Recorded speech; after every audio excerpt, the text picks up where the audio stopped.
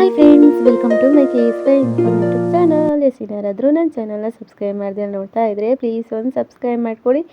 Biryani recipes ಯಾರಿಗೆಲ್ಲ ಇಷ್ಟ ಆಗುತ್ತೋ ಅವರಿಗೆ ನಾನಿವತ್ತು ಮಟನ್ ಬಿರಿಯಾನಿ ರೆಸಿಪಿ ಹೇಳ್ಕೊಡ್ತಾ ಇದ್ದೀನಿ. ಇದನ್ನು ಮಾಡೋದಕ್ಕೆ ಒಂದು ಸ್ವಲ್ಪ ದಪ್ಪ ತಳದ ಪಾತ್ರೆ ತಗೋತಾ ಇದ್ದೀನಿ. ಅದಕ್ಕೆ ಸ್ವಲ್ಪ ಎಣ್ಣೆ, ಹೋಲ್ ಸ್ಪೈಸಸ್, ಒಂದು ಗಡ್ಡೆ ಈರುಳ್ಳಿ, ಸಣ್ಣದಾದರೆ 2 ತಗೊಳ್ಳಿ, ಫ್ರೈ ಮಾಡ್ಕೊಳ್ಳಿ. ಅದಕ್ಕೆ ಒಂದು 4 ಕಾಯಿ ಮೆಣಸು ಹಾಕ್ಬಿಟ್ಟು ಚೆನ್ನಾಗಿ ಫ್ರೈ ಮಾಡ್ಕೊಳ್ಳಿ. ಅದಾದಮೇಲೆ 1 ಟೀ ಸ್ಪೂನ್ ಆಗುವಷ್ಟು ಶುಂಠಿ ಬೆಳ್ಳುಳ್ಳಿ ಪೇಸ್ಟ್ನ ಹಾಕೋತಾ ಇದ್ದೀನಿ.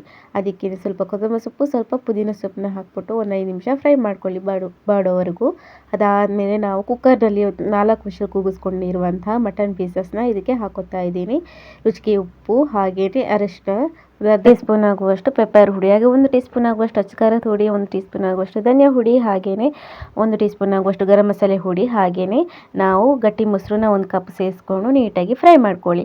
ಅದಾದಮೇಲೆ ಇದಕ್ಕೆ ನಾವು ಆವಾಗಲೇ ಮಟನ್ ಬೇಯಿಸ್ಕೊಂಡಿರುವ ನೀರೇ ಆಗಲಿ ಅಥವಾ ಬೇರೆ ನೀರಾದರೂ, ಅಕ್ಕಿಗೆ ನಾವು ಎಷ್ಟು ಅಕ್ಕಿ ತಗೊಂಡಿದ್ದೀವಿ ಅದರ ಲೆಕ್ಕದಲ್ಲಿ ನಾವು ನೀರನ್ನ ಹಾಕ್ಕೊಬೇಕಾಗುತ್ತೆ. ಅದಾದಮೇಲೆ ತೊಳೆದಿರುವ ಅಕ್ಕಿ ಹಾಕ್ಬಿಟ್ಟು ಮುಚ್ಚಿಬಿಟ್ಟು ಒಂದು 15 ಮಿನಿಟ್ಸ್ ಬೇಯಿಸ್ಕೊಳ್ಳಿ.